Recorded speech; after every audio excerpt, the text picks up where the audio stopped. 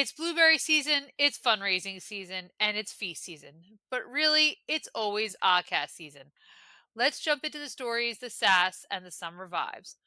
Welcome to this week's edition of the Jersey Oddcast with Joseph F. Berenato, Gabriel J. Donio, and me, Gina Rullo. When I say it's fundraising season, I think between Gabe and I, we're selling like 4 different sets of raffle tickets. Have you been hit up, Joe, a lot lately? No, actually, and Feel that's like not an invitation, but no, I have not been hit up for raffle tickets of any kind. I usually don't buy raffle tickets because I never win. I'd rather just give you money and be about my business. Smart. We have one, so I can't complain about that ever. Can't. Gina and I we've each think it's won, something yeah. good. We've each won different things. But I will say, when we say selling raffle tickets, Gina, I feel like you mean like we're just buying them. I don't think we're really going around and hawking them on a street corner. Well, Hey, buy a raffle ticket. we just tried to sell it to Joe, and look where that got us. That's why we don't do it. Yeah, Yeah. That's why we don't do it. Joe doesn't want a raffle ticket because No. Joe feels like, what's the point? yeah. Don't believe I have ever, and I'm trying to make certain that I'm not lying. I may be wrong, but I don't believe I've ever won a raffle anything at all. So I don't buy them. Back in the day when we had the paper and I used to buy more of them, I would put your name down on some of them because I didn't want them to think, like, in case we won, I'll be like, oh, Joe could win this. I don't care. See, I don't even win those. No, you still didn't win. And you still didn't win. People are buying them on my behalf, and I That's got nothing. that's why they call you. That's why they call you Mr. Lucky. Yeah, oh yeah, yeah. You know, what also makes Joe lucky is the time that he spends at the council meeting. Joe, there was a special meeting of town council on June 3rd. What happened? It was a special time, and don't mock it. I enjoy going to those things. Something wrong with you, I know, really, I know. You're not the first person to say that. You probably won't be the last, for sure. but that's where you get all the good stuff and you find out what's going on. Council held a special meeting on June 3rd at 6 p.m. to discuss ADA improvements to the ball fields at Hammonton Lake Park, specifically new bleachers. And the special meeting was held so that the town would be in compliance with certain deadlines set forth in the grant funding for the project. And they awarded a contract for construction to, and I am probably going to mispronounce this name, so I apologize, Fred M. Schiavone or Schiavone, depending on how Italian they want to be, Construction Incorporated of Malaga, New Jersey, in the amount of $199,420. Now, this was approximately $50,000 lower than the next several bids, but according to Rich Raymond of ARH and Councilman Steve Fragioni, this was because the contractor will already be mobilized in Hammonton for work for the school district, so that allows them to come in so much lower because they don't have to build that into their estimate. Council also voted to hire Ty Shabilia as a police officer effective June 1st. And they also voted to introduce ordinance number 12 of 2025, which is a redevelopment plan for the old landfill on 8th Street. This is part of the plan to install a solar array there and will allow more acreage into the plan for Equals Energy, who was awarded the contract at a special meeting on October 14th of last year. If I understood correctly, this will allow the power generation to increase from 10 megawatts to 15. And since the town's contract stipulates that they're paid per megawatt, this could realize a substantial rent income increase to the town. And the next step is for the planning board to approve it, which they're hoping to get on the agenda for June 18th. Joe, I have a couple questions, and thank you for going to the meeting. And you're right, you pick up a lot of info. The solar array deal, did they give any hardcore numbers on what the rent was, like dollar amount wise to the town annually? What is the base? And then They what is the added, like you just said, if they produce the power?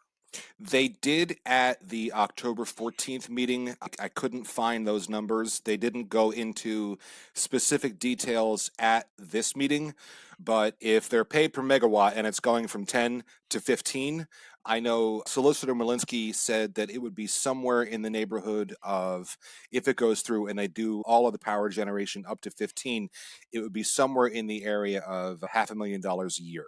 $500,000. Yeah. $500,000 a year. Yes. Joe, quick follow up since I know you follow these things. What's that compared to the solar array that's on the front of the high school in terms of the deal Oh, that that the I have not. school board made? I just wonder, you're saying to me for a fact, 500,000 Nope. annually That was the for number that he kicked around. Yeah. for the town. I don't remember anywhere near that number, and we'd have to check it, so we'll have to check it. But that's a significant number. Yeah, and I'm reasonably certain that the array at the old landfill is going to be larger than what they have at the school. There's significant acreage back there that they can develop. Yes, and thank God it's out of the public eye. That's good. If it's just in the middle of a field, doesn't bother me. Looks nice. Could be right by the side of the road for all I care. If it's in the middle of an undeveloped nothing, but in the middle of a developed area, right by the side of the road, Yeah, that's the problem with a lot of energy generation and renewable energy generation in general. Yes, we want renewable energy, but like prisons, NIMBY kicks in. Not in my backyard. Yes, we right. absolutely want it. Just put it someplace where I don't have to see it. So Well, there's I, what do I you do? get, yeah. What you do if you're the school district is you build it anyway and park it on the front lawn, right on Old Forks Road. And look, we all live with it. We all drive by it now. I don't think, other than the people who maybe approved it, I don't know that anyone thinks it was an ideal solution. The difference with the dump, the old landfill, is that is out of sight, out of mind. And it sounds like we'll have to follow up on this. It sounds like a pretty good deal was struck for I Yeah. real. wonder what the neighbors of the high school solar array think. Joe, what do your residents think of it? Oh, I get complaints all the time. All the time. Wait a minute. You're blocking my shade, the reflection, it's in my eyes. Yeah. Explain this to the listening and viewing. Who are the residents we're talking about on I Let the Old Forks oddballs Road? know. yeah, Yeah, let if the oddballs know who we I was mean. gonna say, if they don't know by now, they haven't been paying attention. But we're Right, that's talking true. about the more than 4,000 residents of Oak Grove Cemetery who are not usually vocal about their displeasures. No, Joe. Usually, And Joe, by the way, you're so far ahead of the curve with everything you're doing with the cemetery this year. The New Yorker magazine had a huge piece on a historic cemetery up in New York City, a very famous one, and mentioned how everyone there is considered permanent residents. So I just want you to know you are on the zeitgeist, my friend. I'll get we you a copy of that article. I'm reasonably certain that we pioneered that, and that was our previous administrator, current historian. That was Robin Berenato. She Okay. started calling them residents because it sounded nicer. And then after that, we noticed that Laurel Hill, which is a huge historic cemetery in Philadelphia, they were calling them residents, but I'm not sure which one was first, First, yeah. but it does sound a lot nicer. Yeah, so I, there I you would go. It's all over the place. I would like to also say that it's nice that we have a local person becoming a Hammonton police officer. That's always positive to see. The Shabilia, everyone knows the Shabilia family, Yeah. and to have someone like that He was actually a transfer. He had come from in Pine Hill. from Pine Hill. Yeah. Yes. Yep. Yeah. And look, we certainly like the diversity on that police department and people from all over. But let's face it, if you grew up here, Hamilton, and You if know you're the a police rhythm. officer here, you understand the rhythm of the town. And I think it does add something to the department to have locally grown talent on there. So we wish him well and safety while he's out there, and I'm sure he'll do a great job. 100%. Gabe, if people are looking to become living residents of Hammonton or anywhere in South Jersey, who should they call? That's right. They should call Crowley and Carr Real Estate, Gina. If you're looking to buy or sell your home or commercial property in South Jersey, call Phil Carr, owner of Crowley and Carr Real Estate. Crowley and Carr is the best place in town to find the best place in town. Call them at 609 561 0505 or go to Facebook or Instagram. Thanks, Gabe. The county, Atlantic County specifically, has put out some news about their bond rating. Gabe, what is the latest from County Executive Levinson? Those of us who know Denny know that he's very proud of Atlantic County and what has been accomplished during his tenure as the Atlantic County executive. So he announced on June 2nd that Atlantic County has retained its top tier credit ratings of AA2 by Moody's Investors and AA by Standard & Poor's Global Ratings. Both of them were stable outlooks. And his quote is, "These ratings confirm the success of our efforts to diversify and grow our economy without putting our taxpayers at risk.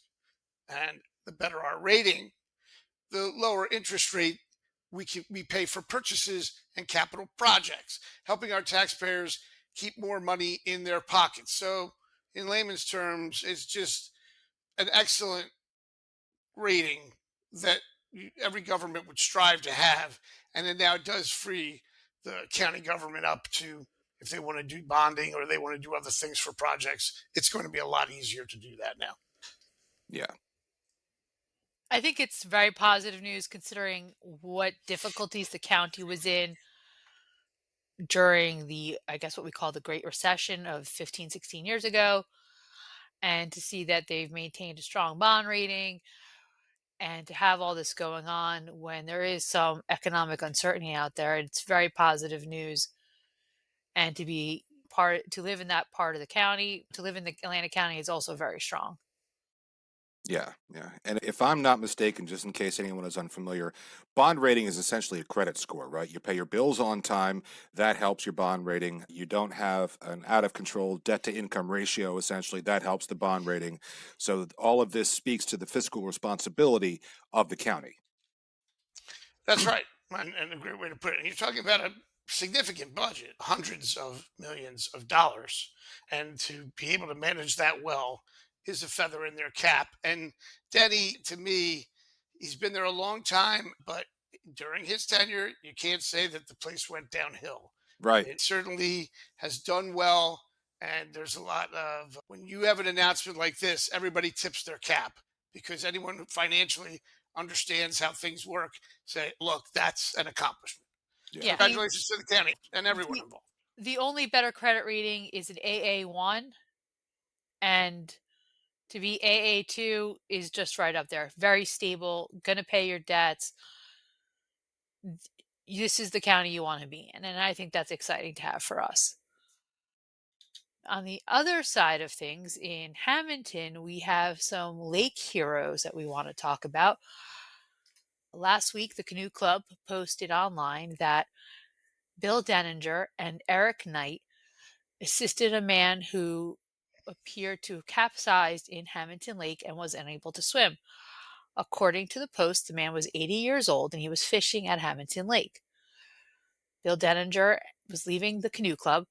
He walked out the door and heard the man floundering in water. According to the post, the elder gentleman with the victim was yelling to save his friend, and according to the post, Bill Denninger jumped in the water and helped the man out. And Eric Knight was also on site and helped Bill in getting the elderly gentleman out of the lake. Such a positive story. Could have gone so much worse. But I love that the Canoe Club posted that. Both men, Eric Knight and Bill Denninger, are employees of the town. So, again, good stuff to see. I love that our Canoe Club seniors were out there reporting on it. Yeah. I was going to say it's always great to see people going out of their way to help others. That's what I think Hamilton is all about. And it goes to show you that people they don't just sit on the sidelines. No. They help out. Yeah, no, absolutely. Absolutely. And I'm glad, I realize this may seem like an obvious, but I'm glad that there was someone nearby who could actually swim to go out and help the Yes. gentleman. Yeah. And was physically capable. There are two people that are physically capable to go out there and help. Yeah. Yep. And even though it's not a huge lake, you still have to be safe on the water and take those steps. Joe, what is happening with our neighboring city of Egg Harbor? They have begun a new initiative called Egg Harbor City Shines, which is a community-wide effort focused on improving the quality of life for all who live, work, and play, and do business in Egg Harbor City. The goal, they say, is to reduce visible signs of neglect that can lead to quality of life issues and distract from the beauty and safety of the city. Over the coming months, code enforcement in Egg Harbor will be conducting property inspections and notifying owners of any violations through the issuance of red cards. These will identify the issues and provide a time frame to resolve them, and residents are encouraged to take a few moments to evaluate their property, looking for things like trash and debris, damaged or non-compliant fences, inoperable or unregistered vehicles, missing or obscured house numbers, overgrown vegetation, poorly maintained lawns, and so forth. And the release says that these can negatively impact health, safety, property values, and overall community appeal.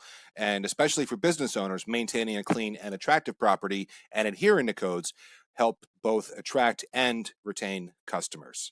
So it sounds like the city is launching those words that you always see, but you very seldom hear, so you don't know if you pronounce them right. Beautification, a beautification effort. Yeah, it's one of those. Just Nice. Yeah. to put some shine on it and make sure that nothing is a health hazard, which I think that any municipality can benefit from such efforts. So I'm glad to see that Egg Harbor's doing this. Gabe, we've talked about this before. Isn't it like a broken windows? Is that what you called it before? Yeah, yeah, that's not my term for it, but that was always the term in urban areas like New York City going back to the 80s and 90s. The broken windows theory was that if you had broken windows, if you didn't have properties maintained, crime would increase.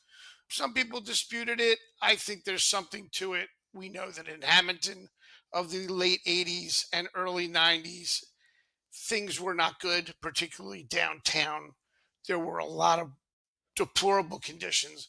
That's when Main Street began these cleanup days and other things.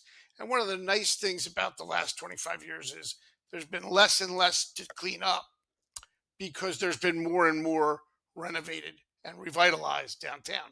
Having said that, I love this idea from Egg Harbor City. I think we should take it and absolutely apply it in Hammonton to what is left to do, not just downtown, but throughout the town. If there's, what do they call them, guys? Noxious weeds. If there's noxious weeds, if there's a facade that needs improving, look, someone should tap them on the shoulder and say, let's get it done. Because we're at a point where there's not that much Yeah. left to do. So let's do it. Hamilton's in a better spot than it was 2 decades ago, but I think you have to be vigilant and stay on it. Or otherwise, you backslide.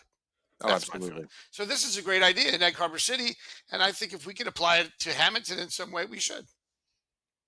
I'd like to see how Egg Harbor City does, and if it goes well, I'd like to see them take the lead and bring this initiative to South Jersey and tell us what went right, what went wrong, and what they would do differently. Because I think this could have a real effect on every community. That we forget away from these items, we forget about them, and I think their approach, it's a very soft approach, and they're saying, "Look, we're doing this for everyone. Here's how we're handling it." And it's not overly I like agree. it's very like gentle Right. approach. It's not heavy-handed, Yeah. and I No. agree with you, Gina. Statewide, this Okay, should you're be bigger than me. something I'm saying South Jersey. each I don't count North municipality's done. Jersey. North No, Jersey let's doesn't. go the whole state. Uh, It's the Jersey Oddcast. Let's go Jersey wide. No, I just mean it from the standpoint that it really is a good idea, yeah. Yeah, and because every municipality. yeah, a program like this is based on the whole concept of pride of place. And when where you are, I'm not applying this to all of Egg Harbor, God knows I am not, but in any municipality, there are areas that don't look nice. And they don't instill a pride of place, so you really have no impetus to clean it up because, well, that's just how it's always looked. Whatever, this place is a dump. But once you start to clean it up and then you start to feel that pride of place, then you want to continue to maintain the way it looks. And then that slowly reaches out and extends beyond borders. And Yeah, so a yeah, program like this is a great place to start. yeah. If you think of the area around, let's say, both blocks going either way on 54 of the railroad tracks in Hamilton, and what that looked like 20 years ago, and Yeah. what that looks like now, I Yeah. think you with Stockton there on Front Street and Joe Boy Berenato doing a little shout out there, Joe, with Action Auto Body and his half a block that he's done. And of course, Gene Gullo, and now it's been kept up by El Mariachi, Loco, and a lot of others. Everybody did their part. And something that people said would never come back, that downtown, turned around and came back. And I think if we had this only would have helped. If this sort of program would have been great. like 15 years ago. Oh my God. But we still got done. But this would have been a big help. To see the properties better, we might need glasses. And Gabe, who should we go to for our glasses or and contact lenses? I don't Ge- want to be biased. Gina, yeah, that's fine. Everybody's got different eyewear that they use. I'm a glasses person. Other people like contacts. Go to Hammonton Family Eye Care for the routine and medical eye care that you need for all ages, from glasses to contacts to eye exams and more. Visit Hammonton Family Eye Care at Peachtree Plaza, 80 South Whitehorse Pike in Hammonton. Call 609-567-7479 or go to hammontonfamilyeyecare.com. And I'm going to note this time, look, I don't think I could read this if I didn't go personally to Hammonton Family Eye Care, get my eyes checked, get the glasses, the frames. Everybody there does a wonderful job. Yeah, I absolutely agree. Joe, we are 5 weeks away from the feast. Are you ready for it? Yeah. The 150th. Oh, can anybody absolutely be ready for it? I don't think so. No, I'm looking forward to it. Ready or not, it's coming and I will be there. There's a lot going on ramping up to it. Listen, The parish will continue to host its monthly devotionals in honor of Our Lady of Mount Carmel, and they will actually conclude with Our Lady of Mount Carmel for Our Times with the Reverend Logan Nilsson tonight at 7 p.m. at St. Anthony of Padua Church. That's June 10th at 7 p.m., St. Anthony of Padua Church. And then a solemn novena will begin at St. Joseph's Church on July 7th, and that will conclude on July 15th. And it will feature guest priests, the Reverend Anthony J. Manapella from the St. Gianna Beretta Mala Parish in Northfield, the Reverend Jeffrey Kirby from Our Lady of Grace Parish in Indian Land, South Carolina, and the Reverend Joseph Carolla, S.J., from the Pontifical Gregorian University in Rome. So that will be leading up to, and of course, we mentioned before the drone show, spaghetti and meatballs dinner, and the running of the sandwiches on July 13th, but we'll continue to update as the weeks go on. Now, in addition to all of the things that are going on with the feast, there are other feasts coming up. Take, for instance, the Feast of St. Anthony, which is going to be this Friday, June 13th. There will be a 6:30 p.m. English Rosary, a 7 p.m. English Mass, and procession with the blessing of St. Anthony bread at St. Anthony of Padua Church. There will be light refreshments served after Mass in St. Anthony Hall, and they will be celebrating a special bilingual Mass in honor of St. Anthony, including live music and prayer. I don't think you said And Anthony enough. Anthony, Yeah. Anthony, St. Anthony, Say, Anthony. St. Anthony, yeah, little Anthony.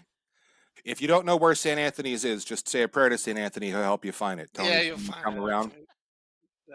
That's good. Thank you. And then, of course, on June 24th, we have the 116th Feast of St. John the Baptist. There will be a Holy Mass and procession at 6 p.m. at St. Joe's. There will be an after party at the Knights of Columbus Hall at 226 Pratt Street. The menu will include sandwiches, water, soda, and wine and beer, and they can be purchased at the hall. And there will be the second annual Pass the Prosciutto competition sponsored by Carmela's Pizza. And I keep asking Charlie Sabara when they're going to bring back the fireworks, but so far I haven't gotten an answer. Gabe, you remember the fireworks? I could walk from my house and watch them because they shot them off on Pratt Street Nice. in that era. They did grounders and then they did them up in the air. There was a little bandstand there. I remember then. that. A little bandstand made I out think- of concrete. I think that's where they used to shoot off the fireworks on the 16th of July, too, from that field. Yeah, they did, absolutely. And I think Assumption had fireworks too. I know St. John absolutely did. But I think we had three fireworks nights. Not like we're going to have three fireworks nights this year. All in a one week. All in one a week. week. And there's no grounders anymore because I think that can kill you. I do What's remember life without risk? I do remember them shooting them off over there on Pratt and having firework pieces fall on us. That was also part of the tradition. Traditions is the Feast of Our Lady of Mount Carmel is only, as Gina said, weeks away. Yeah. The excitement that for me, 5 weeks, the excitement that's there for me is the fact the religious side, yes. All the fun and festivities, yes. But when you said you were there last year, Joe, I think of a photo of you and several members of the old newspaper and you guys together having a little reunion that was completely unplanned Oh yeah, right in the beer garden. And that's 20, it was like 26, 27 years later. yeah. Do you want to talk about my favorite part of the feast? That's it. Which Everybody the coming religion, home. everybody coming home and doing what they want to do. You want to go to the candle shrine inside the church? Great. You want to eat something? Great. You want to watch the fireworks? Fantastic. You want to watch the procession? Great. It's 150 years, guys. I'm putting out the call. Come on home. Come on home to Hammonton. Fill this town up, because to me, this is our reunion for all Hammontonians. And so the call is being put out because it's my favorite part, I think, of the whole thing, is that you just run into people from, it's like cutting open a tree and looking at the rings, and you see everybody from your life. And Yeah. that's a great feeling. And where else is that happening, guys? Anywhere? No, Not not like at here. all. So what do you think, Gina? I can tell you how many times that you and I have gone to the feast, like one night, and we're just going for a lemonade or something, and we make it to one corner, and we do not move for 2 to 3 hours because we're just talking to everybody that we know. Right. And yes, Gabe has 700 million cousins that live in town, and that's fine. It's true. I know But the they're feeling. also classmates and former colleagues and former advertisers and just people we know, friends, everything. And you're just catching up on, hey, how's the last year been? And then the Yeah. whole time you're like, I just really want a lemonade.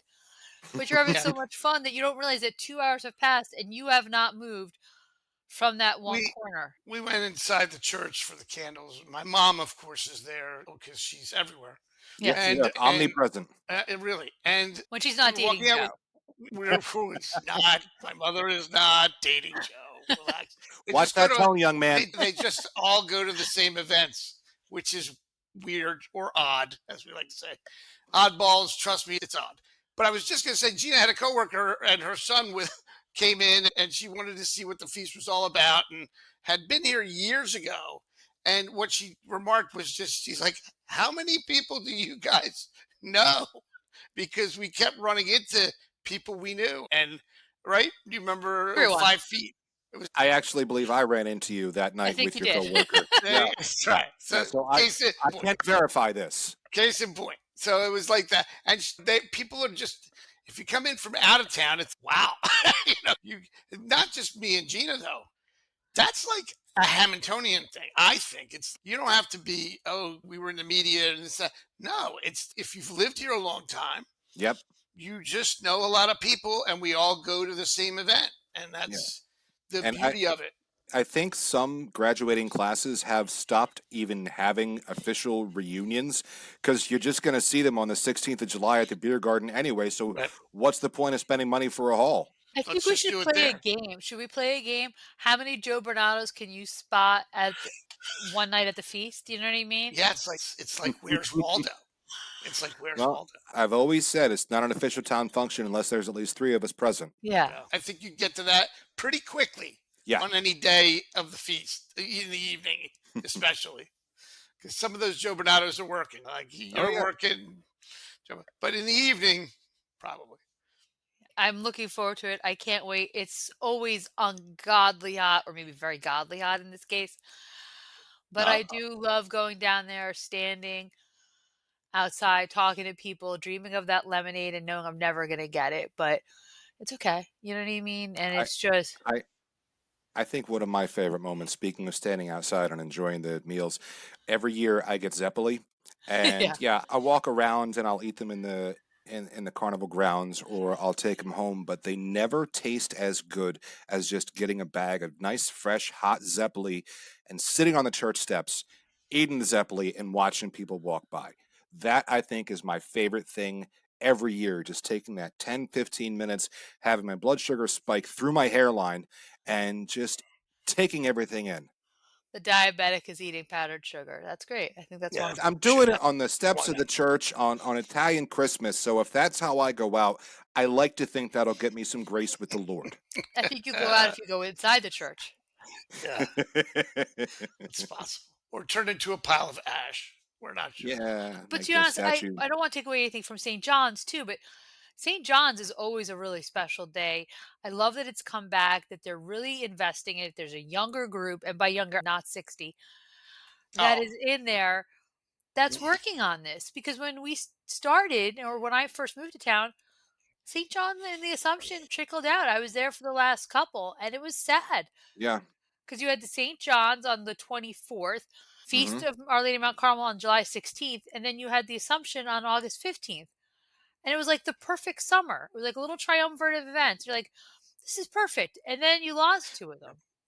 yeah, and everything I want to say about those things, it was like magical. We would walk down from the office, you'd eat a sandwich from at Assumption, and Assumption back then meant strings of white lights and Yeah. picnic tables and opera singers and things like that. It wasn't like what we see today of the feast. Nothing against this, but No, it was like such a throwback. And again, people would come because they always came Yeah. to that feast for decades until they didn't. But we were very fortunate to live in an era where all three were still up and running for a little while, anyway. absolutely. And Absolutely. You now guys we're are back to very, two. Now we're back to two. yeah. That's good. To support the Feast of Our Lady of Mount Carmel, we are selling merch, our Jersey Oddcast merch, and donating 100% of the profits. Joe, can you tell people where they can get that merch? Oh, yeah. If they want mugs, we got them. Tumblers, magnets, hats, we got them. T shirts, absolutely, including our exclusive Running of the Sandwiches design, which is it's awesome. If you haven't picked it up yet, I fully recommend that you do. And you can see the design on basically all of our social media feeds. Like Gina said, all of the profits through July 1st will benefit the Feast of Our Lady of Mount Carmel, and you can find all of it at jersey-oddcast.printify.me. And because I recognize that people are lazy, I am offering to people out there, if you want to just DM me your order, or if you have my phone number, text it to me. I will take your order. You can Venmo me the money or give me cash, and I'll place the order and I will personally deliver it to your house. No charge, or your business, whatever you want. I've gotten a few orders in already, so whatever you need, just let me know and I will be your merch mule for the next couple weeks. I think I want all those orders in by like the 15th or 16th of June. Yeah, and Gina, I've talked to people who are associated with all sides of the feast, and they Hmm. have been very appreciative and just wanted to say thanks to us for doing this. And for us, it was the no brainer Yeah. because why Yeah, wouldn't we? It's the 150th. So why not? that's awesome.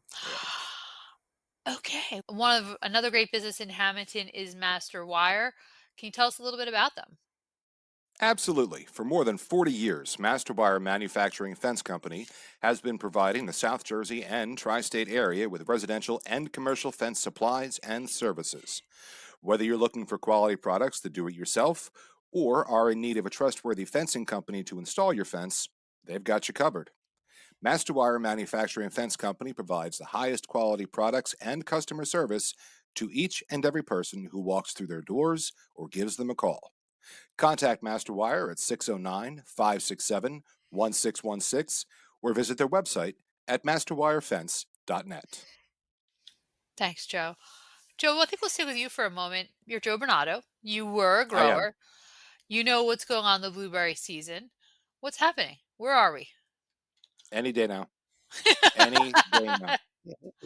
I heard rumors of some people outside of Hammonton starting to pick last week. We've got Father's Day coming up on Sunday, and conventional wisdom used to be that picking would start right around Father's Day.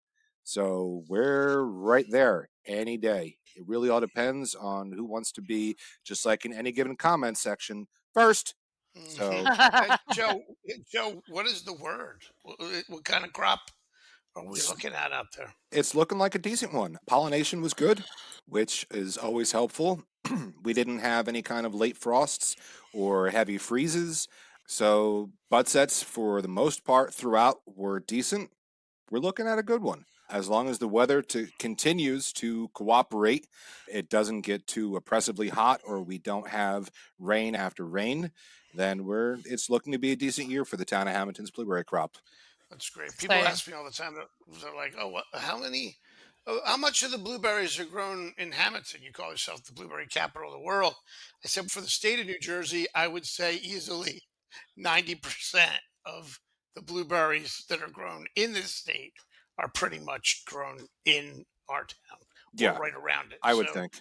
yeah, so that impresses people. And I don't know many people who don't know of our town's connection to blueberries at this point, especially with the festival and Yeah, everything else. if they don't, then they're simply not paying attention. Correct. Yeah. Yeah, like you're under a rock or something. People I work with are like, where you live? What do you know for? I'm like, we're known for blueberries. And I work with some people from Michigan and Maine. They're like, so are we. I'm like, not as good. That's not quite. I'm happy for Yeah, you, but your no. berries are just not as good as ours. Yeah, Michigan, most of your berries came from us. Maine, they're not quite the same, but most of Michigan's berries can trace their roots back to New Jersey. Most of the blueberries in the world can trace their roots back to New Jersey. Setting the tone, setting the stage. Speaking of stage, there's going to be a lot of entertainment for the annual Red, White, and Blueberry Festival, which will be Sunday, June 29th. It starts around 10 a.m., although sometimes there's a breakfast. This event is put on by the Greater Hammonton Chamber of Commerce. It is your one stop summer celebration. Bring your appetite and your community spirit. It's free, it's festive, and it's packed with flavor. Celebrate our heritage, taste our famous blueberries, make memories that last a lifetime. That is the slogan that they're using on their Facebook page. There's going to be a classic car show, ton of music, things for the kids to do, and everything blueberry cannoli, blueberry buckle, blueberry crisp, blueberry muffins, blueberry pastries, and fresh blueberries. It's an overflow of blueberries, just blueberry everything. And it's a lot of fun. Yeah. It's on the grounds of Hammonton High School, right off of Old Forks Road and Route 30. There's like a shuttle usually that brings people back and forth from different parking areas. It's very hot out, yes, but it's a fun event. And if you haven't been in a while, we encourage you to go check out the 39th annual Red, White, and Blueberry Festival. Yeah, it's always a good time. Always. Joe, you've covered it. Gabe, you've been there. I've worked it with the chamber. Yep. It's a busy day. Like thousands of people come. Yeah, I would say well over 10,000 in one day, I think, Yeah. if the weather is nice. Yeah, I go back to the days of 1987 when it started, I think. I have the right year there. And the grounds of what was then the Hammonton Middle School, now St. Joe Academy, and putting for pound puppies. If that's dating me, I think that was actually a thing you did. You put like a little green, and if you hit the cup, you got a pound puppy, which was a big deal back then. But the cars were on the lot, which is now the Same. softball field for Yeah. St. Joe. And then it moved over to the middle school and then the high school, the current high school and the previous high school. It's just grown in size and stature. It's amazing how many people come out. They like to say they sell 1 million blueberries that day. I believe it. So I believe pretty it. incredible. Joe, what's your favorite part of it? Hard to say. John I run watch. around like a lunatic. That's my favorite thing that anything John Yeah, does. and I you, love, especially since, yeah, like John, the festival often falls on one of our birthdays because I can't remember if he's the day before or the day after me, but it's usually right around our birthday weekend. Yeah. Which is fun. And that man has an ungodly amount of energy and he just runs around and makes everything entertaining. But I always like watching the pie eating contest Yeah. because those people, it reminds me of Stand By Me, though. If you're familiar with the pie eating contest and Stand By Me, yeah. thankfully Without me, none of these have ever ended like the one in the film did. yeah, Okay. But not a lot of tossing of blueberries no, at the pie contest. John actually, I think, got the idea for the Blueberry Festival when he was back in 1875 and at the first Feast of Our Lady of Mount Carmel, which is great. But he went, that wouldn't no, surprise no, me. That no, wouldn't no. surprise me. No, I know Anne Llewellyn and a group of people started the Blueberry Festival. Don Lawson, I want to say, from the old Deer Park cookies. But Rumpelo took the baton, and John has certainly run with it. And So we wish him well as he comes up. I'll tell you what kind of unreasonable expectations the Red, White, and Blueberry Festival has set for me in regards to other festivals in the area celebrating fruit.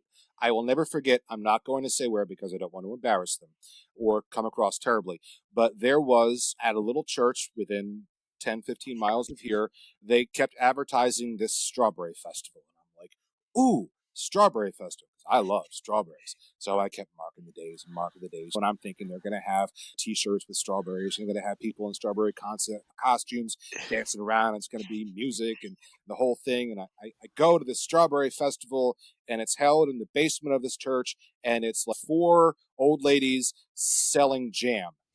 And I'm Yeah. like, Yeah. this is a festival of lies. Yeah. How dare you?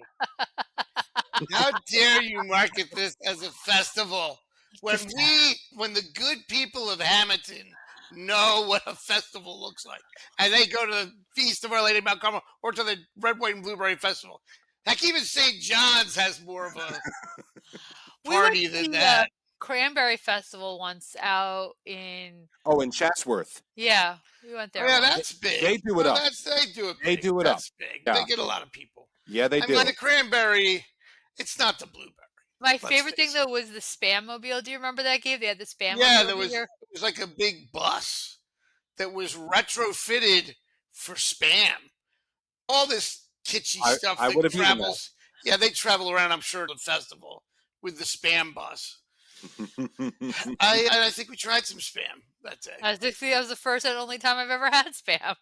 Yeah, I don't think Really? it's why would we, why? Spam was a fixture in my household when I was growing up. I'm Okay. sorry. Yeah. That's all right. Not Yeah, ours, no. but that's okay. We look Yeah. forward to Spam burgers. Listen, I had to eat carob powder, so everybody's got their Oh, you poor thing. everybody's got their thing. My mother was on a health kick. What do you want? Then she just gave up and let us have sugary cereal, and all was well. Spam we never ate. Oh, Ever. no, I don't think we did. with your grandfather being a butcher, I don't think that was going to happen. No, scrapple. A lot of scrapple. Never Yeah, had that. Spam burgers with the sliced government cheese on top. Delicious. Jesus. I What? mean, it's like you grew up in a Dickens novel. What? Why would you eat that? Spam Because with why would I eat that? government- Because my gov- mother put it in front of me. That's why. Okay, yeah, that's why we ate the carob powder. It's terrible. I'm still scarred. You think that wouldn't be the thing that would have scarred me from my youth? No, I don't. Of things, it's the Of carrot all powder. Okay. things, it's the carob powder. Sure. That definitely left a bad taste in my mouth. Literally. Literally, yeah. Yeah. But that Spam with cheese, that sounds terrible too. That was Well, tasty. I know what Yeah. Joe's going to make for dinner the next time we go to his place for a meal. That's right. Spam burgers and government cheese. Can you still get government cheese? I'm not sure, but that melted the best. It made the best grilled cheese you couldn't beat. You couldn't beat it for that. It was fantastic. Going back to the Blueberry Festival, one of my favorite volunteers that I used to see there, and used to help move a lot of blueberries, the crates of them that the chamber would sell, would be Steve Kincaid from Marinella Funeral Home, one of the Oddcast sponsors. Gabe, can you tell us about Marinella, please? Yeah, and the people at Marinella Funeral Home are very community minded, Gina. But in addition to that, they're there for you in your time of need. And Marinella Funeral Home has been serving the community since 1962 and has been family owned and operated for 3 generations. Marinella Funeral Home provides individually designed burial, cremation, and pre planned funeral services to meet the needs of each family. Ask them about how pre planning provides true peace of mind to your family. Contact the Marinella Funeral Home located at 102 North 3rd Street in Hammonton at 609 561 1311. Thanks, Gabe. In other news, 2 Atlantic County men were charged with multiple theft and computer crimes spanning the United States. Can you tell us a little bit about that, Gabe? Yes, I have a release. And on Thursday, May 29th, Corey Cott, 35 of Mays Landing, was charged with second-degree identity theft, second-degree computer crimes, third-degree forgery, third-degree credit card crime, third-degree theft by deception, and third-degree money laundering. Additionally, Cott was charged with conspiracy to commit third-degree credit card fraud and conspiracy to commit theft by deception with Omar Lopez, 45, of Atlantic City. Lopez was also charged with third-degree credit card crime and third-degree theft by deception. Just a little background on this briefly. In 2023, the FBI Financial Crimes Task Force was notified of an ongoing nationwide fraud investigation. There were multiple victims across the United States who reported being defrauded through a SIM swapping scheme. An investigation revealed Corey Cott and Omar Lopez had allegedly targeted victims through social media and would begin conversations with victims in order to then take over the victims' phones by transferring the victims' phone numbers to devices in their possession. Once that occurred, they would have full control over the victims' phones, including access to emails, financial applications, iCloud storage, and social media accounts. It's a horrifying story. Oh If my you, god, you know, absolutely. And all this information is from the Atlantic County Prosecutor's Office. that's right. This is for release from the prosecutor's office. I was saying to Gabe at dinner the other night, Joe, because his phone went off and he got one of those text messages and it was like, "Hi, who's this?" And I'm like, "Are you getting a lot of these?" Because I started getting more of them than ever. "Hi, I'm Susie. Do you want to be friends?" "No, I don't know you, Susie. I don't want to be your friend. If you don't know who this is, don't text me." Yeah, I've gotten a few of those in the past, and it's gotten to the point where I take a few minutes and I have fun with them. What do you do? Hi, is this still Sheila's number? No, it's not, and her husband isn't here. Stop looking for him. Things like that. Yeah. And then eventually I block the number. But I'm tired of this ain't Sheila's number. Get out of here with that. What are you doing? Hi, I have your number in my phone. The hell you do? Stop bothering me. I don't talk to anybody. Get out of here. But I can see why, if you approach a stranger with a degree of familiarity, we are programmed to respond in kind. I have a message from you, but the number is lost. Because Lord knows, like, I've gotten phone calls from people, I didn't recognize the number, because at some point I didn't save their number. So it's somebody I know. It's like, your number's in my phone, but I don't know who this is. Can you tell me who this belongs to? Yeah, no, sorry, because at this point, if you don't know who I am and have my number, I'm not giving it to you. But I can see why people would answer in kind. So get how easily someone can fall prey to something like that. And people are gullible. I know everybody wants to think we're so savvy and this and that, but sometimes people just fall for it because they don't think. And a lot of these scams that you hear about, the one over in Europe where they call the grandparents and Oh my say, "Oh, god. the grandkids in trouble," and Well, you Joe know, had say something that. like that. Yeah, that happened here. That happened to us. They called my Yes, dad. you mentioned Yeah, it, yeah. and So what I'm that's not saying just is your Europe. dad didn't fall for it, but No, some people just they catch them in a way that they're gullible or that they just are caught unawares. But most of us, I think, are at the point now where we're like, yeah, I don't want your solar energy. I don't want to sell my house. I'm no, not giving you my number. But went beyond that. This really, They like, found a way to I get guess, their data, like a lot of their data. is this yeah. considered, Gina, phishing? What do they call This this? is Where identity they theft. keep I you I on the I phone and fish I for your think so. information. And that's the whole thing. It's like in the movies where they keep you on the line so they can trace the call. Yeah, like in Sneakers. Oh, we got the. But It's all this about is the like that. information, Marty. It's all about the information. And I Just give me the box, Marty. just give me the box. That's a great movie. And that was in '92. How Yeah, far ahead of the curve were they? Well, very. that movie. Sneakers. If you don't know what we're talking about, we're talking about Sneakers with Robert Redford and Ben Kingsley. Go check it out. It's got a huge cast. And Great. Dan Aykroyd and Sidney Yep. Poitier Yep. and River River Phoenix and Phoenix, Mary President. McCormack. Thank you. I was going to say President Rosalind from Battlestar Galactica. Mary McCormack. That's Yeah, great. just a fantastic cast. Wasn't Yeah, she also and the first lady in? Independence Day. Yes. yes. Yes. Fun fact: Phil Alden Robinson was I believe, the director of that, and he was the guy with Field of Dreams. So Field of Dreams came out in, I think, '89. This came out in '92. Two great movies, but My look, voice is my passport. that's right. See? Verify me. That guy's great too. He was in Groundhog Groundhog Day. Day. Yep. the actor who He's always plays the this same guy guy. who, yeah, it's the same Yep. schlub with the glasses. Look at, here's the point. The movie was 30 years ahead of its time plus, in that the information that we all have now in these computers we carry in our pocket, Yeah. Giving us it can cancer. easily be right when they're not, when it's not busy giving us. I love how they keep talking about, oh, a lot more young people have colon cancer. And I keep saying to myself, where do most people put their phones? And it's not in the front pocket. Nope. So the government's tracking us, the criminals are stealing from us, and we're making ourselves sick. This is really a good trifecta we got Look, going here. It's I'm, terrible, but I love to text. So I'm not going to stop using it.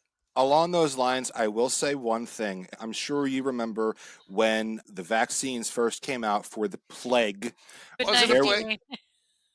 There were people who were convinced that it was a way to inject us with something for 5G and something else and so forth. Now, you may remember at the time, the cell phone that I had at my house, for whatever reason, had absolutely terrible reception. I could be sitting on my front porch and I'd tilt my head and I'd go out of service. I'd move a little bit to the right and it would come back. I remember. You I thought you remember just hung that? up on me Okay. a lot. No, it was frustrating. I couldn't speak in the house because there was no service, but I went outside and I'd tilt my head this way or that. Like when you're a kid and you're holding up the damn rabbit ears in the 13-inch black and white, same thing. That was me on my phone. Then I got the first shot.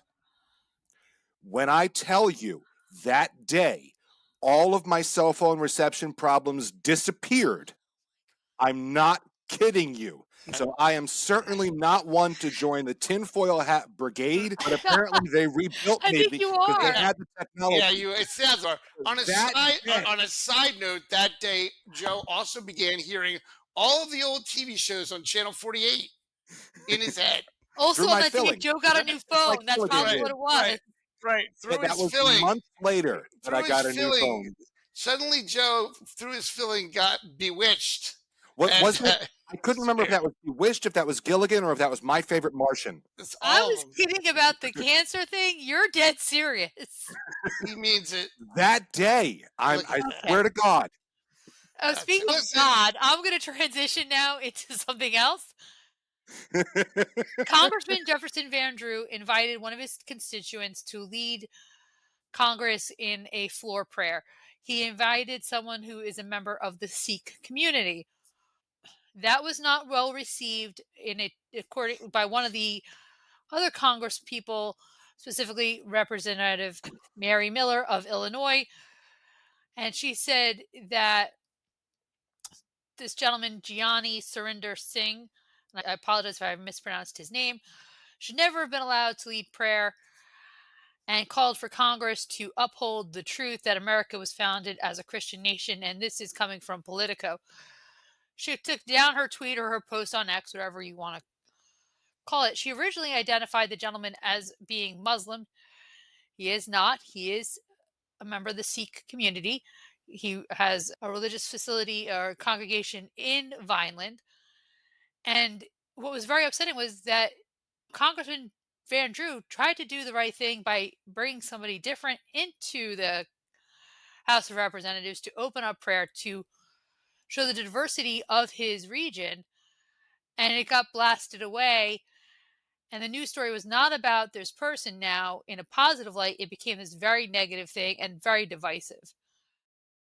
And Congressman Van Drew said day after day, year after year, he leads not just with words, but with example, with peace, with humility, with service towards all, Van Drew said on the House floor. These are not just Sikh values, they are American values. And I believe Congressman Van Drew himself is a Catholic. So again, very upsetting and not the kind of news that you want to see about someone also from South Jersey. He should have been celebrated. This moment was a wonderful moment for our district, and it got stomped on. And again, a very divisive and inappropriate and upsetting manner. Yeah. Yeah. yeah, there's no other way to look at that than what you just said, Gina. And it takes me back to 2001 and in Hammonton, where we had a little quick dust up right after September 11th, Yeah. and there were people who owned a local business, and they were, there's no other way to say it, there was an interaction that was similar to what we're talking about here. And here's the thing: there's no call for it. There was no call for it in '01. There's no call for it now. It's, if the man is invited down there to do something as an honor and a distinction, he shouldn't have it sullied. You know why? Again, I just look at it as, let the man do what he's there to do. Yeah, absolutely. And I think this is simply emblematic of a lot of division currently taking place. And the I don't know that I have anything nice to say about this, so I'm going to, but in a rare show of restraint, I'm going to bite my tongue. Don't Other hurt which than, yourself. which is what should have been done, I think. Here, I think it's, let's show yeah, the restraint, and yeah, just, even if you want to just have that thought, just, you don't have to express it. And that, and in, look, everybody has a inexcusable. right to say whatever to a point, but I think I let's look at it this way: The gentleman cooler heads deserves. should prevail. I think he deserves a do-over, and maybe on a bigger stage, because it was not a good example, and it doesn't show tolerance for all religions as what we should have as a nation. And it was very upsetting for me, and I did not Yeah, like that and news. yeah, and you say a larger stage. I don't know how many larger stages there are, truthfully, than on the floor of the House of Yeah, Representatives. That is a voice, I know. and for him to be subjected to this kind of a treatment is simply inexcusable.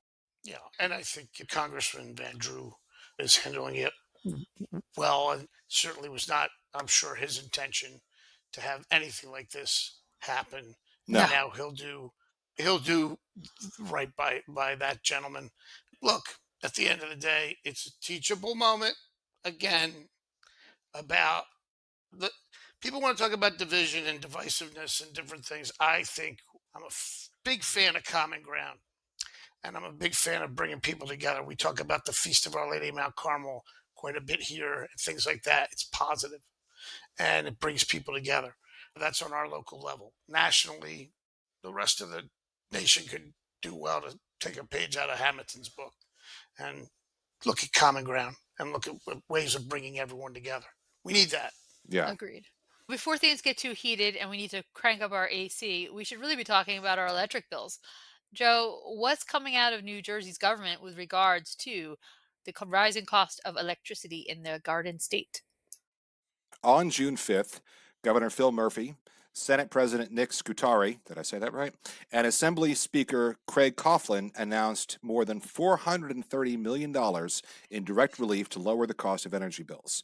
This comes in anticipation of the utility rate increase that took effect on June 1st, as New Jersey ratepayers face record high wholesale electric prices, which will hit consumers with bills 20% higher than they were a year ago. According to a release, as demand for electricity is on the rise, regional grid operator PJM Interconnection has failed to plan for increased energy capacity and has failed to bring new renewable energy projects online.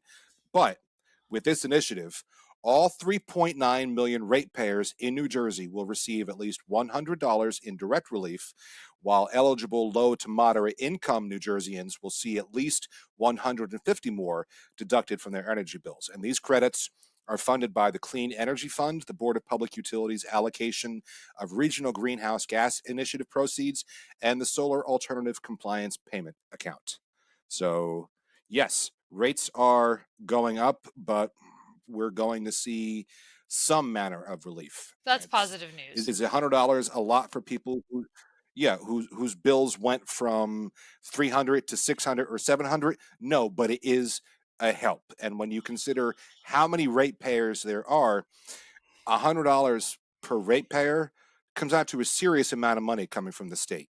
So at least it's a help. It So is a I help. I just, no, go ahead, Gina. No, I was just gonna say that I'm the reason to blame for the electricity spike increases.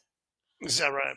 I read Oh, are online you? that AI usage is really damaging, and I've been using Yes. ChatGPT for my Google searches now instead of using Google for a lot of things, because I just like it better, and it stores all my searches, and I can organize things, and I'm the problem. So I'm sorry, New Jersey, Yeah. but I'm to blame for your rising You, increases. you, Yeah, you, you're you see burning my out. judging face, right? This is my judging face. Yeah, yeah, you're burning out servers left and right, Gina. Yeah. Look, again, one could argue that this money, perhaps, I always worry about the little, like the homeowners. What's the homestead rebate we used to get? I think they People would still get have that.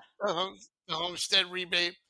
This reminds me of that. I just feel like maybe we should have put this money into, I don't know, alternative energy, and maybe seeking different ways to have energy created But so that, that but then We we come kicked back out to where do the we wind. put it because nobody wants it in their neighborhood. the Yeah, we NIMBY kicked out problem we is, kicked out the wind why people. don't we why don't we put all the windmills on top of a large prison?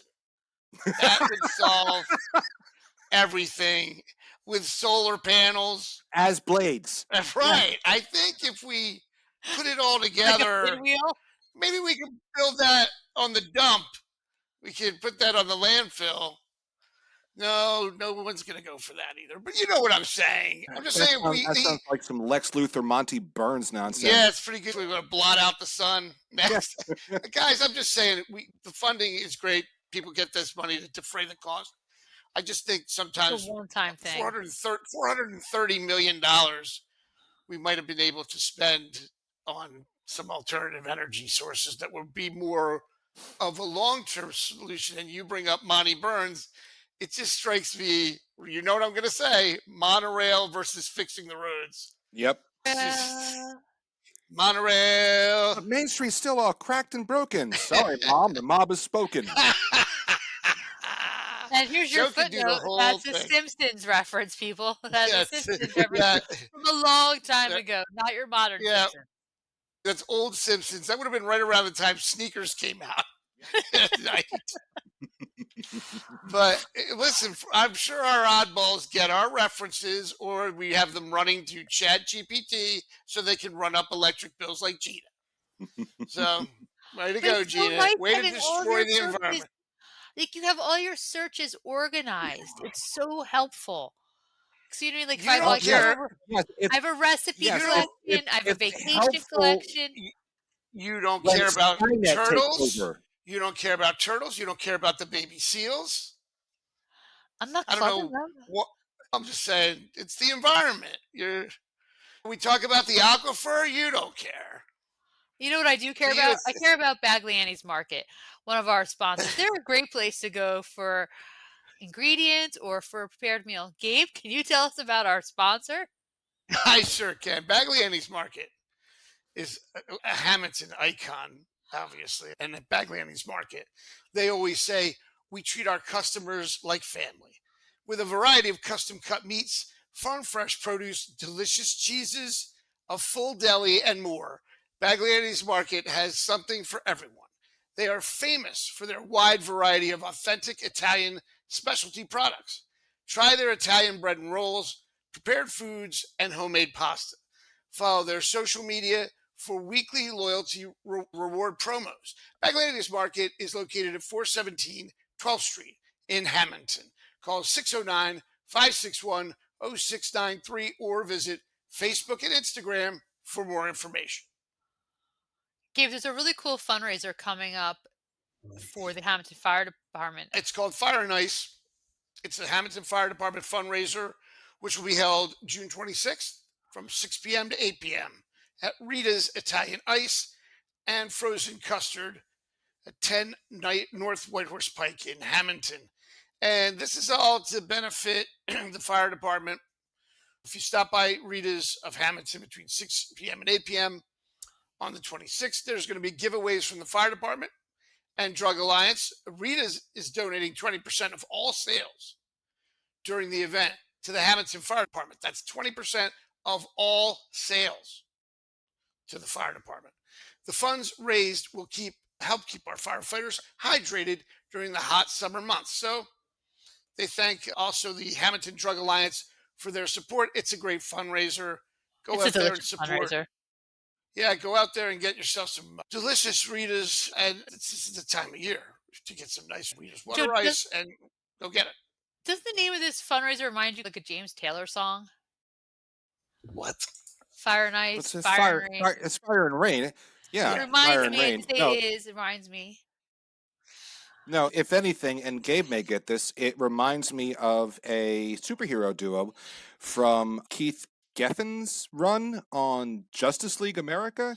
You mean Fire and Ice. I was gonna see now. I was gonna make the joke. You mean Cloak and Dagger? No, you No, mean no, no. Fire and Ice. Fire and Ice. Yeah, Yeah, Fire. that's what I think. I was gonna say that because I'm as big a turbo geek as Joe when it comes to comic books and things like this. So Fire and Ice was a duo, Gina. A dare I say a dynamic duo? No, they weren't quite like Batman and Robin, but it was No, Fire and Ice, yeah. a comic book duo. Fire and Rain, the James Taylor song, different. In any event, I like fundraisers like this. It's a soft fundraiser, essentially. You're taking something where someone would already purchase these goods, and maybe now people will go out and buy more, but people are always going to go to Rita's. Okay, from this time to this time, we're going to take 20% and donate it over here. And I love when local businesses do these kinds of fundraisers. Yeah, 20% of all sales could be a fair amount of money. Yeah, absolutely. It's very cool. So, in going back to something we talked about earlier, we had tickets dropped off that we need to sell, or actually in this case, Gabe needed to sell for the Hammonton Lions Club. Lori Orsi dropped them off. And while we were talking, she was telling me about all the good things that are happening with the Hammonton Presbyterian Church. And we talked about a couple different items. One of them is the Goods for Our Neighborhood. And it's a way that they're collecting items for people in the community. They said they recognize the need in the community for items that are necessary for daily living. They want to make those items available for people in need at no cost to them. And they are accepting donations, and they're accepting items of clothing, all sizes, shoes, purses, gently used housewares, pots and pans, plates, silverware, personal items, feminine hygiene products, diapers, toilet paper, toothbrush, deodorant, hair ties, children's books, and toys. And they're accepting donations Monday, Tuesday, and Wednesday from 9 a.m. to 11:30 a.m. at the rear entrance under the overhang inside the fenced-in area. And as it says on the brochure, God works through us to commit small acts of faith that make a big impact. And it's exciting to see the Presbyterian Church becoming a little more involved, a little more out there with things. And I'm excited for it. I think they're even working on maybe a possible thrift store there. So there's a lot of good things happening at our Presbyterian Church.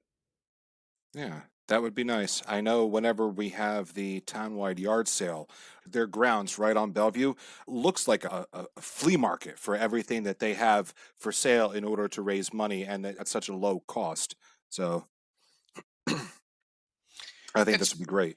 Yeah, and the Presbyterian Church has a great history, but also continues to be a dynamic part of the community with just like a lot of the churches, there's a lot of long-standing families that are keeping it going. And of Yeah, course, the Orseys are one of them. And I think we're happy to help spread the word about their goods for our neighborhood and other things that they're going to be doing. I think you're going to hear a lot more from the Presbyterian Church this year. I agree.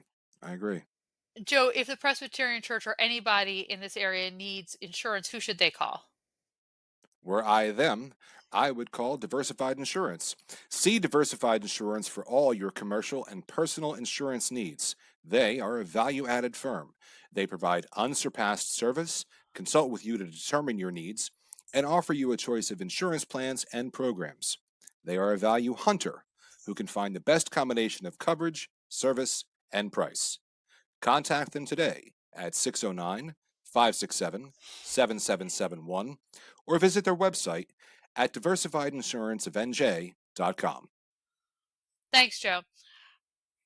Hey, Gabe, I don't know if you saw this, but the library is having a book sale. Do we have room in our house for some more books? We can make room. There's always shelf space. Maybe we need to donate books back to them to make room for new books that we're taking or used books we're taking from them. I love the Oddcast for a lot of reasons. We do a lot of state stuff, sometimes national, sometimes county.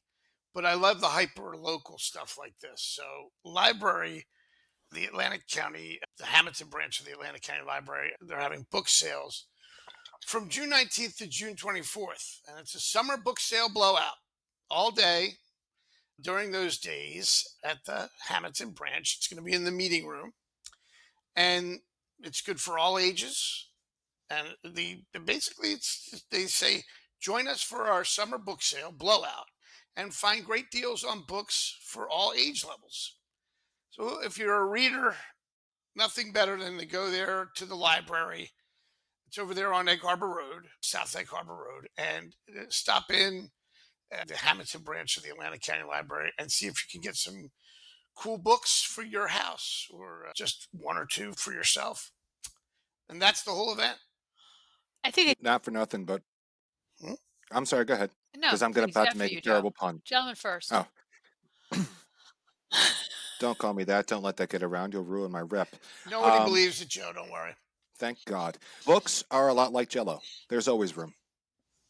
There you go. There's always room for Jello. There you go. Gina, what were you going to say? You look like that hurt you. Yeah. There is not always room for Jello. Jello is something I eat once in a while, but there's always room for books. I agree with that 100%. Decorate with books, stack them, do all kinds of things. I saw a great thing online where a woman took a wooden dish rack, and she took 4 of them, hung them on a wall vertically, and used it to put books on them, and it looked so cool. It was a Okay. really neat bookshelf idea. That's We you have know books what books are good everywhere. for. Reading, Yes, we do. They're all over. They're all over the house. I was just going to say you can also read them.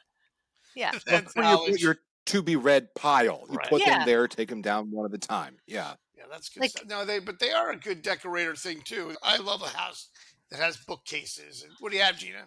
this is The Girl, the Limberlost. It's one of my childhood favorites, and this copy is beat to all heck. And this version is from 1990. It's a book from like almost 100 years ago, I want to say. So this one is pretty beat up. So if I were to go to the book sale and see a new one, a new copy that's a better condition copy than this, I would go buy it because I like to have multiple copies of my favorite book. So, that's just We something know. I do. Yeah. We know.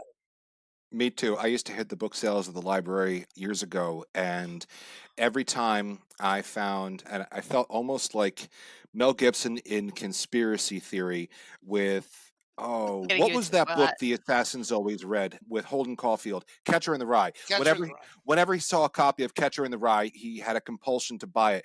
Every time I went to the book sale and I saw a copy of The Godfather, I would buy it. But then I would have copies to give to people who had never read it. I've never read So, Catcher in the Rye. Oh, really? really? I heard Oh, it that's has a a great really book. sad ending, doesn't it? It's not sad. It's just not upbeat. Franny It's and not. Joey, and I was like, "Oh, this is a little too much for me, even that." So I'm like, I don't know if I could do Catcher in the Rye. Obviously, J.D. Salinger is pretty heavy stuff, but why Catcher in the Rye always catches on with conspiracy theorists and things like this, and why it's always around different things. And wasn't that book the book that John David Chapman had on him Yep. when he shot John Yeah. Lennon? So it gained this sort of mystique that way. But it's he keeps referring to people as phonies Yeah. throughout the book. Holden Caulfield, Yeah. And who's a Holden Caulfield. teenager. Yeah, he's been held up as this anti-hero when really he's just one of the biggest jerks in literary history. Yeah, he's just a kid. Yeah, he is. He's just an a kid. absolute jerk. And if you're a kid, you relate because you're like any teenager you ever met. That attitude of anyone over a certain age knows nothing Yeah. about anything. He embodies that. So it's a good. I like the book. I don't mind that book. No, it was good, but I don't like Holden Caulfield. I like the book very much. Yeah. But If we go back to Field of Dreams, though, isn't that who the author is? Terry Mann is supposed to be representative So of. Terrence Mann by James Earl Jones is a construct of the movie and the screenplay Yeah, in Field of Dreams, which is based on the book Shoeless Joe, which has come up a lot lately because Shoeless Joe Jackson just got redeemed, as it were, by Major League Baseball. In the novel Shoeless Joe, By He W.P. Kinsella. goes and by W.P. Kinsella. Ray Kinsella goes, and it's a different author. He goes and gets J.D. Salinger. That's Yeah. who he absconds with in the book, not Terrence Mann. That character doesn't exist in the See, book. everything But comes yeah, it's back to J.D. sneakers because we just referenced sneakers and now this, and it's all one big That's right. conspiracy. That's And right. James Earl Jones was also in Sneakers. And James, I believe James Horner did the score for I both believe Field you're of correct. Dreams and Yes. Sneakers. Yes, I believe you're. There's a lot of nepotism. You would think it's almost, what sometimes we joke about in Hammonton. It's, I know a guy. Oh, let's just use him. we know him. So we have a book sale coming up. Gabe, what other events are coming up in and around Hammonton?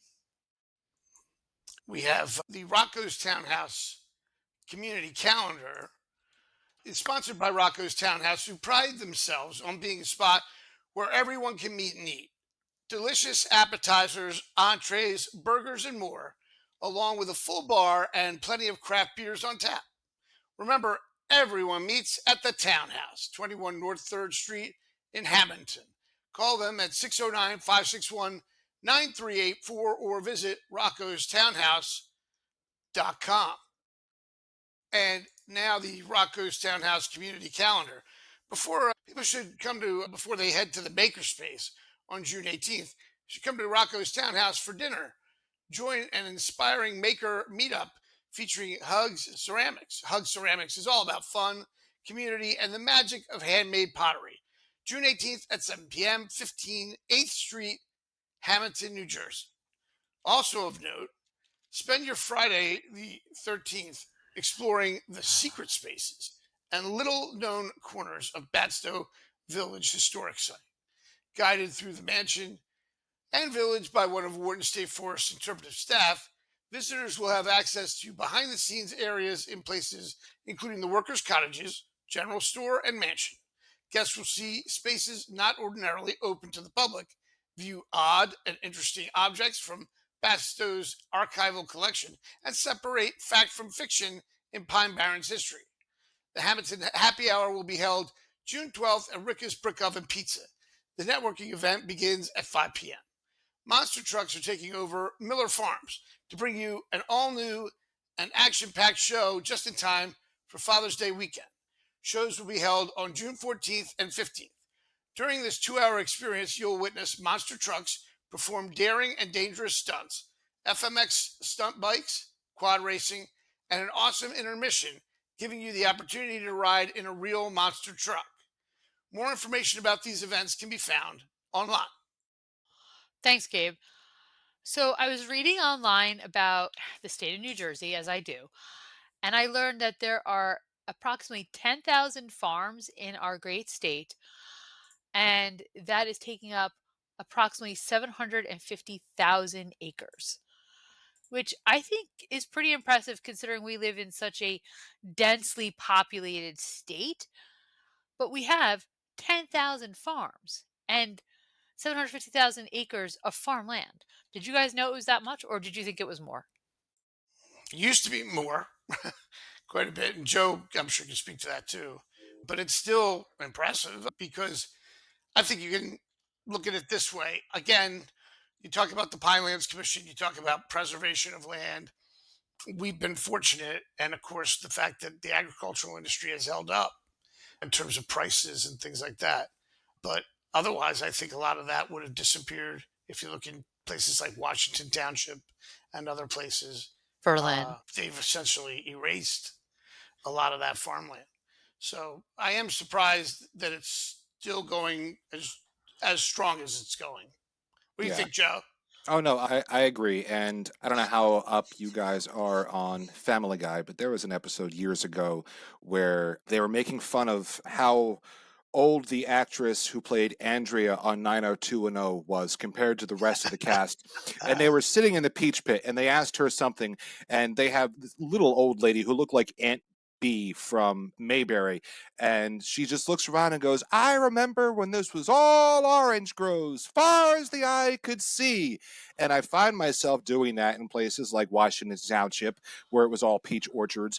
Or I remember when there were peaches at where the Hammonton Mall is now.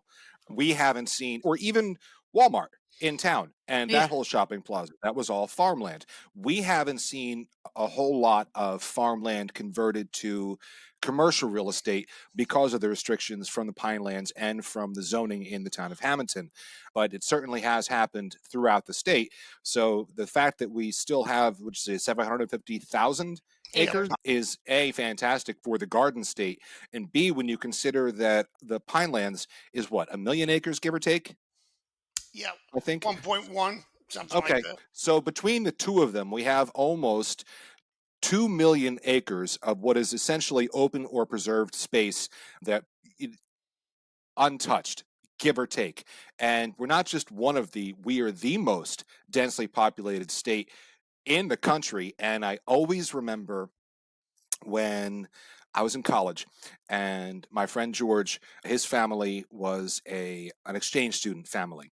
And they had this foreign exchange student who came over from Great Britain. And he was just looking around. Now, they lived in the middle of the woods. And he was just looking around at all the trees because it was a lot more wooded than where he was. And my friend George goes, "Yeah, we live in the most densely populated state in the country." And this cat's just looking around at thousands of acres of woods all around him. What am I even looking at? So the fact that we're the most densely populated and we have that much farmland, that's a cool fact. Yeah, reach back to what we talked about, the Blueberry Festival, the blueberry state of the blueberry crop this year, earlier in this oddcast, and think about just what does that mean for Hamilton physically when you have a going concern where the crop does well, hopefully, and you have the festival. What it does for me is I can walk down my driveway, look up, and between the agricultural industry and the Pinelands Commission and the Pine Barrens, I can look up and see all the stars. And Yeah. I've had people come down and say, "I can't believe you don't have the light pollution. You don't have the different." We take it for granted. We should not take it No. for Yeah. granted. Agreed. It's summer, and as we all know, that means it's time for the summer blockbusters. Usually Memorial Day to Labor Day, there's a run of great movies that come out, especially around the 4th of July. There's some good ones coming out this year. Like I remember Jurassic Park, Independence Day, Men in Black, just a run of great movies around the holiday weekends. Like you all saw Jurassic Park in the movie theater the first time it came out in 93, right? We were all little Oh, yeah. kids, Oh yeah. still in Yep. elementary school. Well, no, Um, neither was Oh, I, I. I was way too I young to was in see that. college. Oh, yeah. No, I I was a was little kidding. tyke in 93. Oh, I see. You're saying that you're I trying to was make yourself seem younger than you are. Wow, Gabe, thanks. But there's something about going to the movies for a big opener, like Independence Day, one of my favorite summer movies of all time. And I'm like, okay, so Saw let's that see what, opening night. yeah, like what's coming out this year. And I'm a little underwhelmed, like How to Tame Your Dragon, the live action movie. I love the cartoon. Why do we need to do this? I don't need it. But then I was like, wait, there's another Jurassic Park movie coming out, Jurassic World Rebirth, coming out July 2nd, and it has Scarlett Johansson and Jonathan Bailey and Rupert Friend and a bunch of other people in it that I don't always know.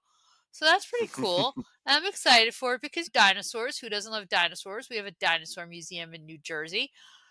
So that's pretty cool. I'm not really thrilled for the Smurfs movie.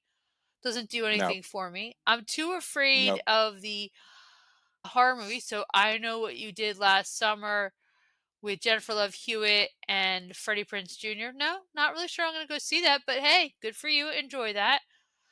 What movies are you guys looking forward to this summer? For me, it's got to be a movie that I just found out about today from Gina before we got on the air. I don't know if anyone out there remembers The Naked Gun, but The Yes. Naked Gun is making a comeback. And instead of Leslie Nielsen, I think it's inspired casting. Liam Neeson is going to play Frank Drebin instead of, obviously, it's not going to be Leslie Nielsen.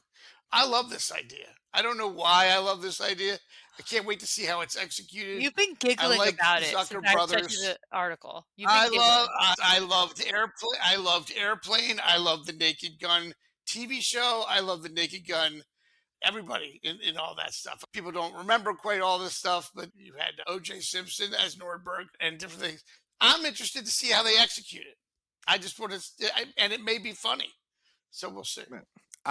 This harkens back to what I said a couple of weeks ago about remakes and reboots and letting franchises die and so forth. That being said, I'm not going to go see Naked Gun in the theater, but I will see it when it streams because I think the casting is inspired. One of the reasons why Airplane worked so well is because Peter Graves, Leslie Nielsen, Lloyd Bridges were not known for comedy. They were all known for playing straight roles. Yeah. And Robert dramatic Stack. roles. Robert Stack, the whole nine. And so that's why Airplane worked so well. And then Leslie Nielsen, when he moved over to Police Squad and then Naked Gun, it was the same thing because he was such a straight dramatic actor and it worked wonderfully. And Leslie Nielsen, Liam Neeson, that's going to be confusing. Yeah. We saw a little bit of his comedy chops when he had that cameo in Ted. Did you see that? I didn't see Ted. I Is guess that I the bear should see movie? Ted. It's Yeah, the yeah. bear, right? Yeah, it's the bear movie, and Ted the teddy bear is working in a grocery store, and here comes Liam Neeson with his box of tricks, and I'm given to understand that these are exclusively for children. Is that enforced in any way? And goes on for 5 minutes, and it's like, this guy can do straight man comedy. Yeah, if So we confuse that to lines along the lines of Jane, it's me, funny face. If we can make that happen with Liam Neeson, it's worth to me I believe, what now, $75 that I'll be spending that's to about go right. to see the movie. But I don't know. I just want to laugh. So if Liam Neeson can make me laugh the way Liam Neeson made me cheer when he was a killing machine in Taken, I'm all for it. Joe, what And forward to see? versatility. I'm looking forward to Superman and the Fantastic Four. There you go. Okay. That's what I'm looking That's forward his to. wheelhouse. Are Wait a you minute, I thought you okay? didn't like remakes. They're remakes. I don't, but I'm also a hypocrite, so take my money. Okay, that's Yeah. fair. Yeah. Fair. At least I can admit it. I've been looking forward to this Superman flick since it was announced. It looks like with the Fantastic Four film, they finally are getting a handle on the characters. So I'm looking forward to that. I will not be seeing the reboot or whatever you want to call it of Freaky Friday. I will not be seeing that. I will not be seeing I Know What You Did Last Summer because last summer for that cast was 30 years ago. I'll watch them when they come on streaming because I already pay for those services, but they're not getting extra. But I am looking for anytime there's a Superman movie, I'm going to go see it. And Fantastic Four just looks like an awful lot of fun. A whole lot of fun. Are you okay that there is a Yeah. new Superman? It's not Henry Cavill? Quite okay with it. Henry Cavill was great in that role, but that role wasn't Superman. It wasn't Superman. He did wonders with the material, but that wasn't Superman. Yeah, it was a darker take Yeah. on Superman. Okay. Yeah. But to be fair, the guy was killed. It's tough after, wasn't he? Wasn't the Doomsday? Yeah, he died in Batman versus Superman and he came back in Justice League, but he was dark before that.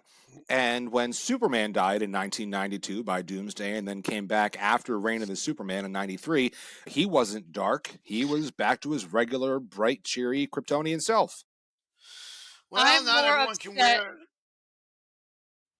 I'm more upset that Henry Cavill left The Witcher than he is Superman, to be very honest. The Witcher's been canceled. Are you aware of that? Yeah, I know, And but he if was I'm not, great. isn't Henry Cavill, if I'm not mistaken, going to be in another reboot? I believe, and I could be wrong, but I believe he's playing Connor McLeod of the Clan McLeod in Highlander. Really? I think so. And he plays Holmes, right? Sherlock Yeah. Holmes and the Enola Yeah, Holmes. those are smart and fun movies. Those are a nice take on a very old property. Correct. I think that's done well. Yeah. Look, So you So know, we Gina, want to what are ask you all looking you forward to? oddballs, what summer movie are you looking forward to? We'll put a couple in the comments. You tell us which one it is. And maybe you have something else that's a little more obscure that we haven't mentioned that you're like, yeah, no, this is the movie I want to see this summer. So let us know because we are very curious. Gabe, I'm curious about our sponsor, Demeglio Septic and Quality Sanitation. Can you tell me about them? Biglio Septic and Quality Sanitation are here for a variety of services, including septic pump out, grease trap service, high pressure jetting, portable toilets, and more. Call 609 561 3597 or go to demiglioseptic.com for Demiglio Septic or call 609 561 4666 for quality sanitation. Experience the Demiglio difference, a promise of superior service, quality, and reliability. Thanks, Gabe. So online, we talked about this a couple weeks ago that Filomena Rosano had been giving a little talk about cooking and Italian cooking at the Canoe Club. She's back and she's going to have a gnocchi making class at the Canoe Club on June 26th at 10 a.m. And I just love that they're doing this. They're getting this group of people together to learn how to cook Italian food, or as we just like to call it, food, and sharing classic recipes. And I think there's something really special about it. And that movie that came out, Nona's, it just all ties back together. I think this class is already filled up, but they might add another one. So please keep looking online. And our canoe club has really made itself someplace special, and it's a great place for seniors to hang out. And you just need to be 50 plus, and you can go out, learn how to make gnocchi, whether it's potato regatta.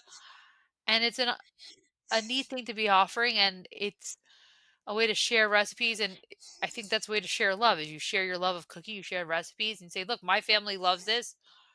Let me have your family make it too. So that's something neat. Is there any classes you'd like to see the Canoe Club offer? Any kind of other pasta making? I, for one, am not old enough to join the canoe club yet. Really? Are you Somebody else, sure? somebody else is going to have to go and report back I'm and not say old how enough the class either, was. but yeah, Are you you guys trying to say something? I am old enough, goods, but you know what? That just makes me able to go to the canoe club and enjoy all that it offers. So I Look, think we just could go as just shirtless. jealous. I think we could go I'm as Just looking shirtless. forward to jealous. being able to take these classes. Sincerely, I've got 3 years left, and then I too can go and learn how to make Well, I gnocchi. will be, as you guys know, I will be 52 on the 16th of July. So I am ready to walk into the canoe club and join them if I want to. I I will just say I renewed love our this stuff. AARP I mean, membership. that's right. We have AR. That's only because you like the discounts. I I like a mean, discount. that's you would not have done that, but you love discounts. Yeah, Am I right? that's true. Yeah, I thought so. But I was just going to say the setting over the water, beautiful. And the stuff they do there, like this cooking class and different things, Philomena's Italian Kitchen, this was not happening. How often do we say this? 20 10 years ago. years ago, 5 years ago, Yeah. 20 years ago. None of this stuff was happening for the kids, all the stuff that they have now, the seniors. You really, we talk about revitalizing the buildings in the downtown and stuff like that. How about revitalizing the social life of this community? It's including the Feast of Our Lady Mount Carmel, which you guys know 20 some years ago was a little bit of a dicey proposition. Yep. So the Agreed. canoe club, what a great asset to the town for Yeah, sure. and especially something like this, because I don't know if either one of you had similar experiences growing up, but when I was a kid, gnocchi were one of the few pastas that, like, my grandmother, my mother's mother, would make from scratch, make by hand. And I have fond memories of rolling it out and cutting it and then Oh, pressing down and pushing it to the side in Mary and Godfather 3. That's great. But it didn't end the same way. I mean, 'Cause she that got, was creepy, but yeah, they were cousins and she got a bullet in her chest. yes, Spoiler alert, by the way, for everyone who hasn't seen that Godfather wasn't Part 3. that wasn't my experience, but the experience of making that with my grandmother, and it's something like that. That's something that will stick with me, and being able to share a recipe and then sharing it with your family and doing it with kids, it's indescribable how treasured that can be. Yeah, because it's experiential. Yeah, You're not just eating. no, you're making it with family. And how many people in Hammonton and well beyond its borders listening to this know what I'm about to say? It's the experience of being in that kitchen and talking and having fun and making the food, whether it's gnocchi, which gnocchi to me is my favorite pasta by far. And I think I've said it wrong my whole life, but gnocchi is delicious. But I never made it. I would have loved to have that experience, but I have been You're in the not saying kitchen. Gnocchi. Gnocchi would be wrong. I'm not, yeah, it's Yeah, not like I'm saying veal parmigiana or God forbid. Parmesan. Yeah. Oh my God. Oh, God knows we've heard it all. yeah. But I know what it's like to have 2 and 3 generations in a kitchen and what that's like. Joe, I agree with you. That's a great feeling of warmth Yeah. and family. I think sometimes those of us blessed to have a big family, as we get older and maybe the family gets a little smaller, we look back on those moments and say, boy, those were literally great moments in our lives. And just something as simple as cooking together. Yeah, Yeah. It's usually the simple moments. sure. If we need some other fresh ingredients to add to our gnocchi dish, Joe, where can we go this summer? What's coming up? I am assuming you are asking about the community market. That's right. Mark your calendars for the fourth Friday of June, July, August, and September, as the Hammonton Green Committee will present the Hammonton Community Market, and the first one will be on June 27th, which is the most important day of the year. Oh my Um, God, I just threw up in my mouth. what? Okay. What? I'm That's just saying. that's your birthday, right? What That's is yeah. it? Oh, Nice, man. That's wow. great. You Let's still just won't be old enough to go to the canoe club. Just saying. can't see Anywho, your girl the Angela. outdoor pop-up market. Oh, you're telling me she's not going to be at the community market? Come on now. Okay, she will She's be. omnipresent. Okay. Yeah. Okay. That's okay. That's my It's mom. it, It's it's enough now. Come on. especially since the market will feature live music, farm fresh goods, and artists and vendors. And the purpose is to celebrate local and sustainable small businesses. There will be vendors with handmade, homemade, eco-friendly crafts and wares, and it provides an important opportunity to showcase local small farms who grow with organic, sustainable, or regenerative practices. The community market, again, the fourth Friday of June, July, August, and September, will take place in the parking lot behind 200 Bellevue Avenue from 5 p.m. to 8 p.m. And for more information, you can visit HammontonGreenCommittee.com. Thanks, Joe. It should be nice. I love going out there, seeing if there's some cool pickles or honey or other things like that, picking some of that stuff up, or fun crafts, and just to see what's around. And I think it's a good way to start to support, excuse me, small businesses and the like. So I'll definitely be out there. June 27th is a federal holiday, so I might not be there then because It is. there'll be a parade for Right. your birthday, and I want to make sure I capture that. Maybe an ant parade. Hey, it's You something. just want to be Gabe. You just wish your June- birthday was as special as Gabe's. Look, it's almost perfectly placed in the middle of the year. I've got in between like December 25th and June 27th. It's almost 6 months exactly. So Yeah. it maximizes the present potential. So, No, listen, that's good for you, man. I think it's good. yeah. And Did most of it. anybody celebrate your birthday as a kid because your family were growers? So did anyone have time to even wish you happy birthday back in the day?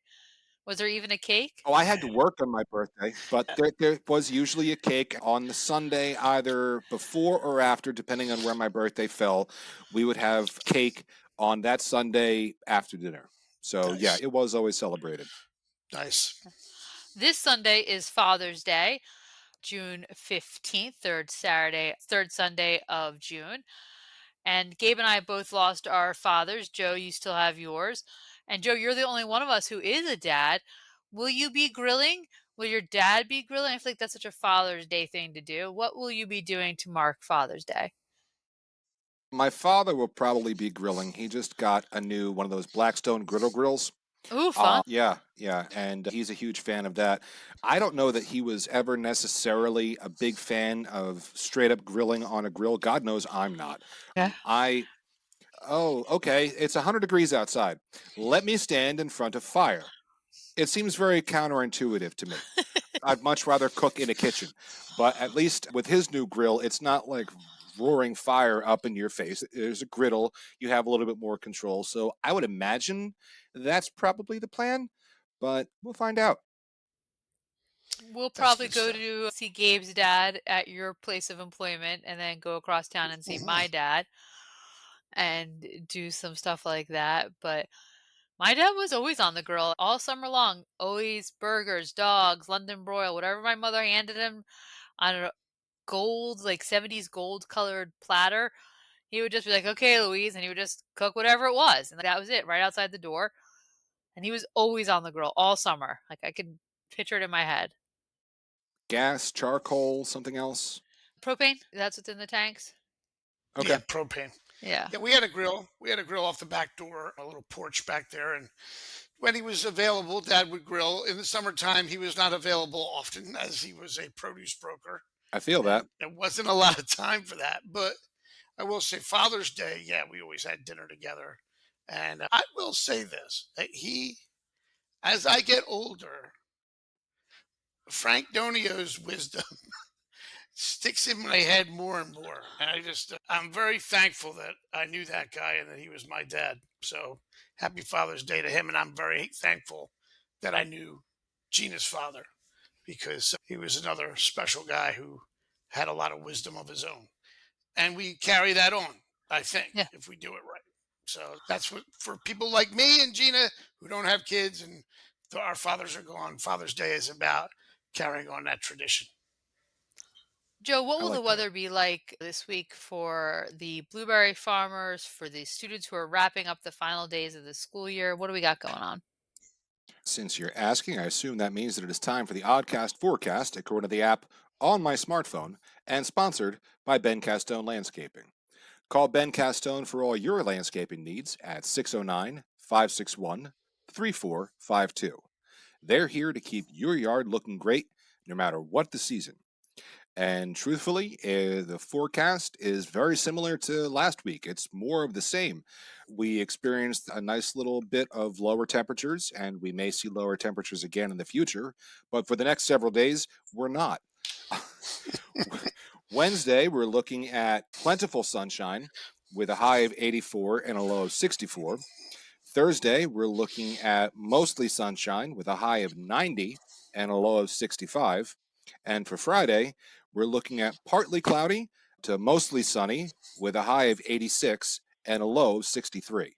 So while it will cool off a little bit at night, it's going to be warm. But again, we are approaching the first day of summer. And I we're all suppose that's indoor to be cats. expected.